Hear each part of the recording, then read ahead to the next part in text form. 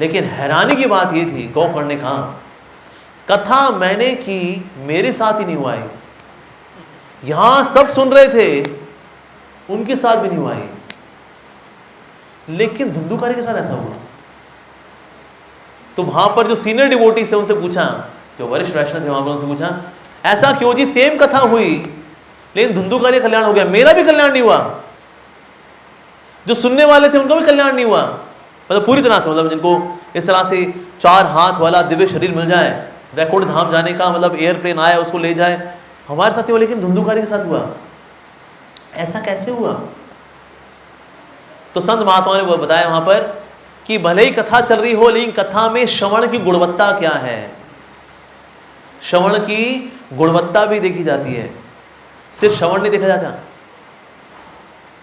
तो सुनते तो कई लोग हैं, लेकिन उद्धार किसी किसी का होता है। ऐसा क्यों? भगवद गीता तो अर्जुन ने भी सुनी, संजय ने भी सुनी और धृतराष्ट्र ने भी सुनी, लेकिन धृतराष्ट्र का कल्याण नहीं हुआ। धृतराष्ट्र अभी भी वही के वही बने हुए हैं, मन में मोह है बच्चों के लिए। सारी भगवद गीता इसलिए सुनी, भाई मेरे बच्चों का और पांडवों का क्या हुआ, उसमें जीता कौन, इस भाव के साथ भगवद गीता सुनी। तो क्योंकि श्रवण की गुणवत्ता बहुत लो क्लास थी, इसलिए भगवद गीता सुनने के बाद भी धृतराष्ट्र तो वैसे के वैसे ही रह गए जी। लेकिन संजय जो उनको बता रहे हैं, वो बता रहे हैं मेरे तो रोम रोम में हर्ष हो रहा है मेरे को भगवद गीता का। जब मैं ये दोनों का मैं कॉन्वर्सेशन को सुन रहा हूं, दोनों का जो आपस में संवाद हुआ है, इतना अमृतमय हुआ है कि जैसे जैसे मैं उसका विचार करता हूं, उस पर आत्मनिवेशन करता हूं, मेरे रोंगटे खड़े हो रहे हैं। लेकिन धृतराष्ट्र के रोंगटे नहीं खड़े हुए, क्योंकि धृतराष्ट्र का मतलब धृत राष्ट्र, जो राष्ट्र को धृत यानी पकड़ के रखे, छोड़े नहीं, उसको बोले क्या, धृत राष्ट्र।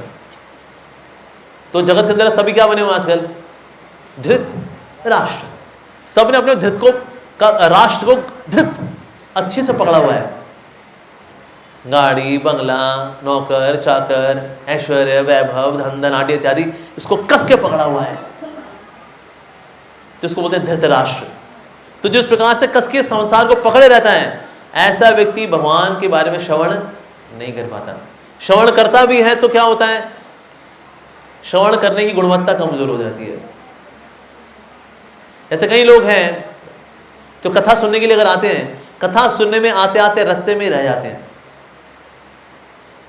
जैसे रामचरितमानस के अंदर आता है कि श्री राम की महिमा का सरोवर है, उस पर कोई कोई पहुंच पाता है, गृहस्थ व्यक्ति क्यों नहीं पहुंच पाता ये राम जी की महिमा के सरोवर के ओर?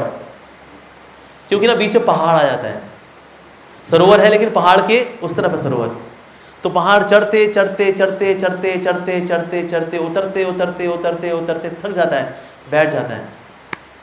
इस तरह से गृहस्थ जीवन में जिम्मेदारियां हैं, बच्चे हैं, पति है, पत्नी है, इन लॉज हैं, ये जिम्मेदारी वो जिम्मेदारी, इसलिए चाहता भी है अगर हरि कथा में आने का भी, लेकिन तो भी हरि कथा में पहुंच नहीं पाता। क्या करें प्रभु जी, जब निकले ही थे देखा बेटे को बुखार है तो डॉक्टर के पास लेके जाना पड़ा।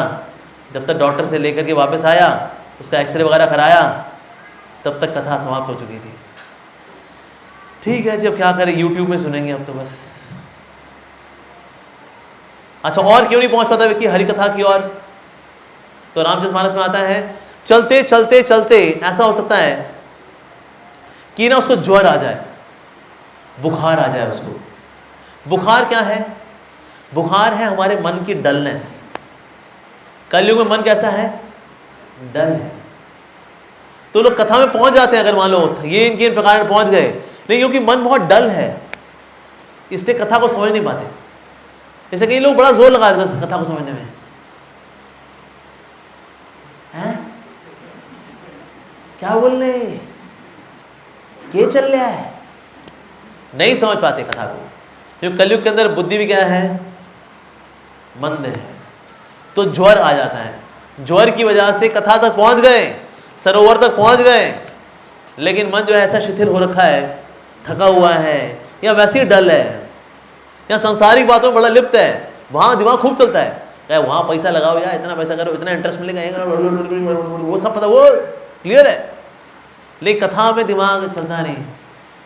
क्या बताया भाई, ये आत्मा परमात्मा ये भक्ति, ये वो, निगम कल्पतरु गलितम फलम,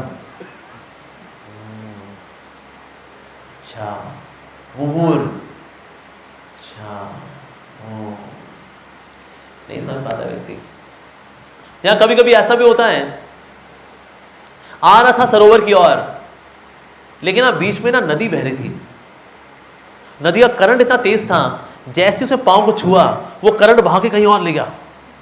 वो जाना था सरोवर के पास, पहुंच गया कहीं और। तो बोला नदी क्या है? नदी है कुतर्क।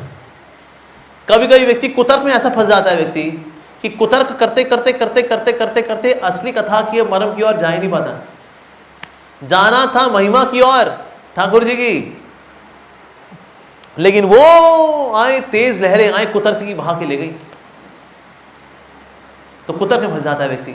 कहते हैं ये भगवान कृष्ण की जो लीला हुई है, रास लीला, उसमें कितनी गोपियां बताई आपने जी? उसमें ना 10,000 करोड़ गोपियां थी। 10,000 करोड़। अभी पूरी दुनिया की पॉपुलेशन है 700 करोड़।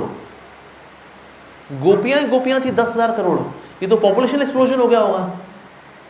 फिर डांस कैसे हुआ होगा? डांस तो नहीं हो पाया होगा, इतनी तो जगह ही नहीं है। सब आपस में, सब गोपियां भिड़ जाएंगी आपस में। तो ये क्या है? कुतर्क। कुतर्क। टाइम और स्पेस भगवान का सेवक है। जब लीला करनी होगी 10,000 करोड़ क्या, 10 लाख करोड़ भी अगर गोपियां होंगी ना अगर, तो भी आ जाएंगी, क्योंकि स्पेस और टाइम भगवान का सेवक है, भगवान की शक्ति है।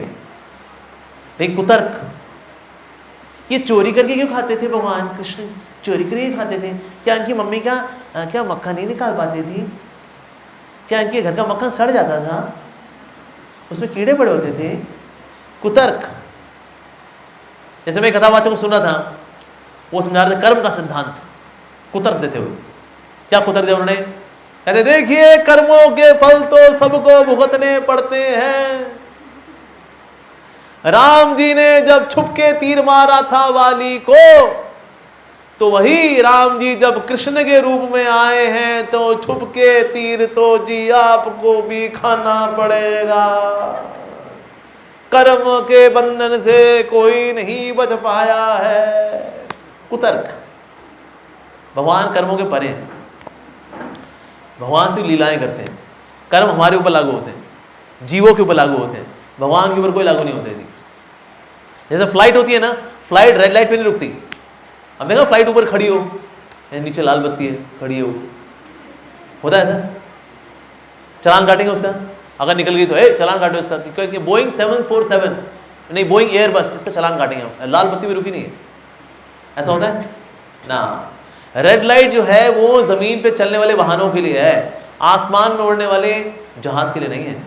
उसने कर्मों का सिद्धांत जीवात्मा के लिए है, हमारे लिए है। हम कर्मों की पोथी में निपटे हुए हैं, भगवान के लिए नहीं है। तो वो छुपके तीर मारा था राम जी ने, तो कृष्ण को भी छुपके तीर खाना पड़ा, क्योंकि कर्मों से तो कोई नहीं बच पाया। अरे बांगड़ू भटूरे इंसान, भगवान या कर्मों में आते हैं? कुतर्क। तो भगवान की महिमा तो पहुंचते पहुंचते कुतर्क में निकल गए। ओ प्यार तो उनका राधा जी से था, शादी हुई रुक्मणी जी के साथ, अधूरे प्यार की कहानी है कृष्ण भगवान जी की। कुछ कुछ होता है, दिल तो पागल है, और फिर वह कृष्ण रुक्मणी और राधा जी का अधूरा प्यार है। कुतर्क। तो इसीलिए व्यक्ति भगवान के नाम की महिमा, भगवान की कथा की महिमा की ओर पहुंच भी रहा होता है, तो पहुंच नहीं पाता। क्यों? क्योंकि रास्ते में यहां तो नदी में बह गए भाई साहब।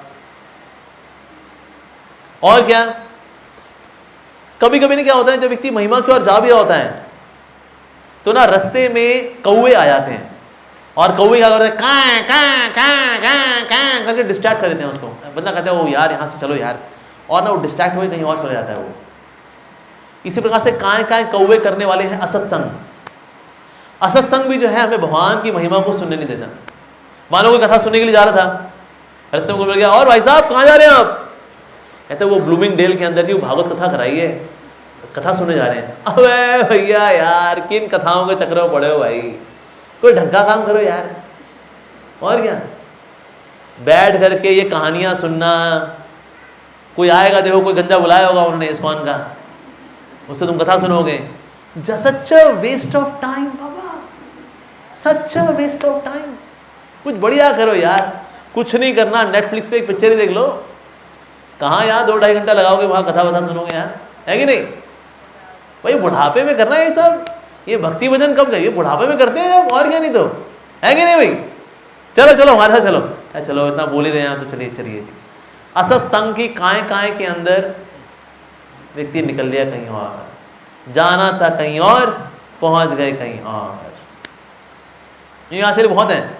अगर कोई कृष्ण भक्त बनता है ना, लोग टांग खींचते हैं उसकी, तो आप कृष्ण जी के भक्त हो, आपकी तो गोपियां होंगी। हमें कई लोग बोले जैसे, और जी आपकी तो गोपियां होंगी, आप तो कृष्ण जी के भक्त हो। तो उनको यही बोलते हैं कि जिस दिन हम गोवर्धन उठा लेंगे उस दिन गोपियां भी बना लेंगे। जिस दिन विश्वरूप दिखा लेंगे अर्जुन को, जैसे अर्जुन भगवान कृष्ण ने दिखाया, उस दिन गोपियां बना लेंगे। आपको गोपियां चाहिए? अरे हाँ यार हमें भी चाहिए। बस गोवर्धन उठा लो यार, 7 दिन 7 रात गोपियां हम सप्लाई करेंगे आपको, कर लो, उठा लो। तो इसीलिए वास्तव में ऐसे भक्त जो विशेष रूप से हरि के भक्त हैं, उनकी टांग खींचने वाले होंगे, लेकिन व्यक्ति को टस से मस नहीं होना चाहिए, हतोत्साहित नहीं होना चाहिए कि मैं हरि कथा सुनने के लिए जा रहा हूँ, जरूर सुनने जाऊंगा, चाहे दुनिया कुछ बोले, लेकिन हम तो हरि कथा को सुनेंगे। और इससे अगर बुढ़ापे, और अपने बुढ़ापे तक भगवान की कथाएं सुनिए अगर, तो कोई आपसे पूछे क्या कमाया तुमने भाई, क्या कमाया तुमने, इतने साल तुम जाते रहे, कथाएं सुनते रहे, क्या कमाया? हमने भक्ति कमाई। सबसे ऊंची उपलब्धि यही है कि हम सालों साल हरि की कथाओं में बैठे, ये सबसे ऊंची उपलब्धि है। और ये बात श्रीमद् भागवतम के अंदर आती है। श्रीमद् भागवतम कहता है कि अगर कोई व्यक्ति भागवतम को एक बार सुनता है तो वो सौभाग्यशाली है। ओके, कुछ समय के लिए सुन लेता है, जैसे अभी सप्ताह हो रहा है, तो ये और सौभाग्यशाली है कि इसने और सुना। लेकिन जो जीवन भर हर रोज सुनता है वो सबसे अधिक सौभाग्यशाली है। तो जो एक बार सुने वो सौभाग्यशाली है। ऐसे भागवत सप्ताह कभी हुए, इसमें सुन ले तो और सौभाग्यशाली है। पर सबसे सौभाग्यशाली है जो करता है नित्यम भागवत सेव्या। कभी कभी भागवत सेव्या नहीं, नित्यम भागवत सेव्या। भागवतम हमें कब पढ़ना चाहिए? नित्यम। अच्छा, भगवान की कथा नित्यम सुननी चाहिए। कहाँ है को प्रमाण इसके लिए? हाँ जी, कहाँ दिया भगवान ने प्रमाण? भगवद गीता के अंदर दिया प्रमाण भगवान ने। क्या प्रमाण है बताइए जी? 10वें अध्याय का 9वां श्लोक, मच्चित्ता मदगत प्राणा, मच्चित्ता मदगत प्राण, यानी कि मेरे में चित्त जो लगाए और मेरे में जो अपने प्राण दे दे अपने, मच्चित्ता मदगत प्राणा बोधयंत परस्परम। क्या करना चाहिए? हमें एक दूसरे को बोध कराना चाहिए दूसरे को। किसके बारे में? कृष्ण के बारे में। हम बोध कराते हैं एक दूसरे को, लेकिन किन किन बातों का? संसारिक बातों का। बोधयंत परस्परम कथन तस्य माम, बोध क्या कराना है हमें? कथन तस्य माम, कितना? नित्यम। कथन तस्य माम नित्यम। उससे क्या होगा जी? भगवान की कथाएं कर बोध कराते रहे हम और कोई काम ना करें, क्या मिलेगा इससे हमको?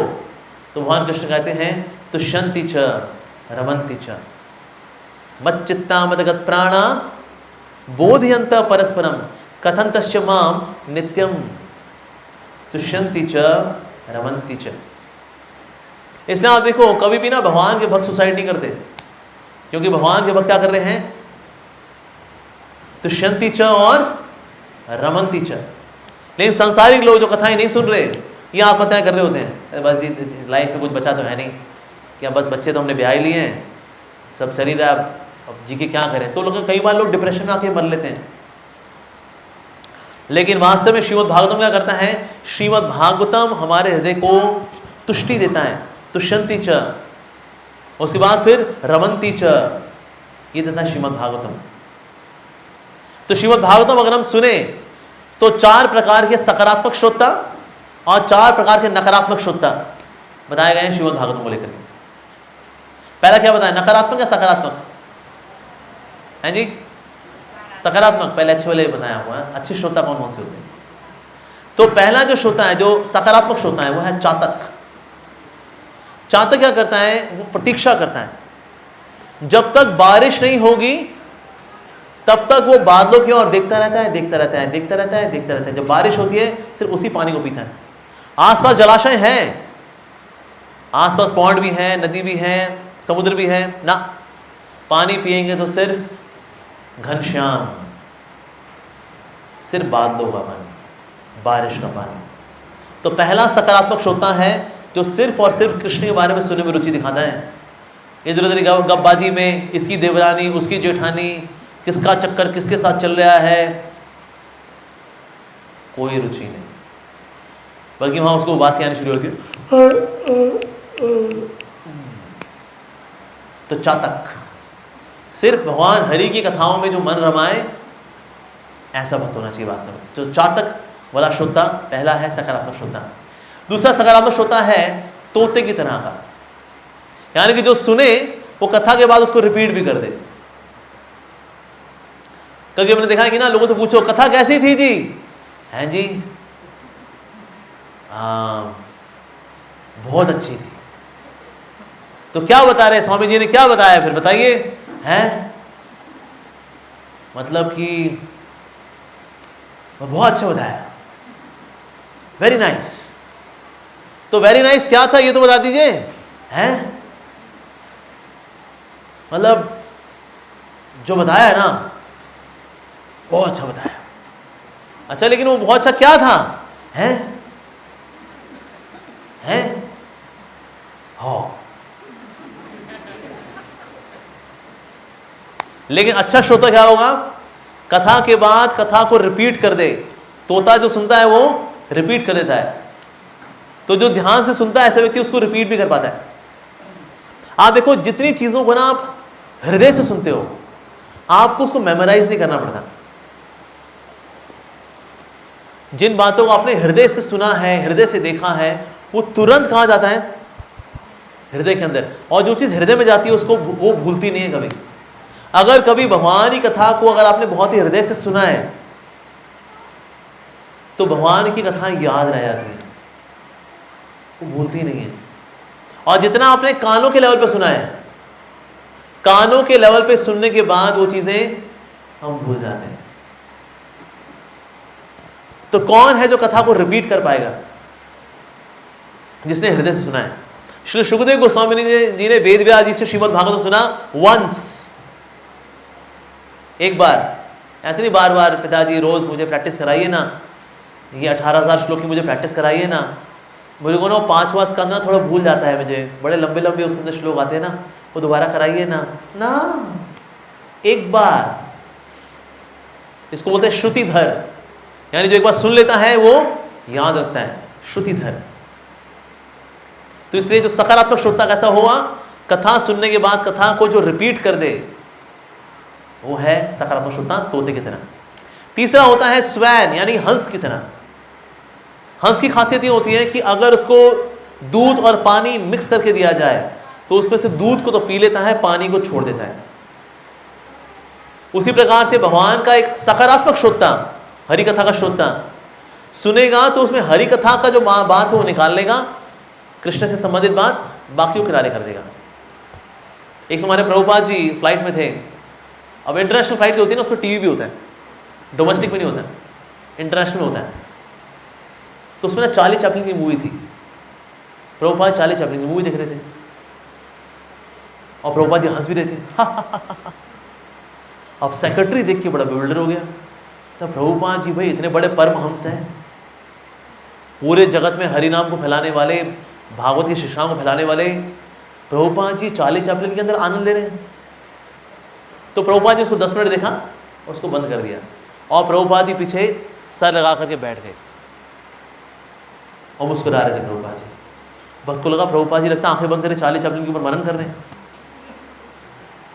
तो उसने पूछा, श्री प्रभुपाद आप तो परमहंस हैं,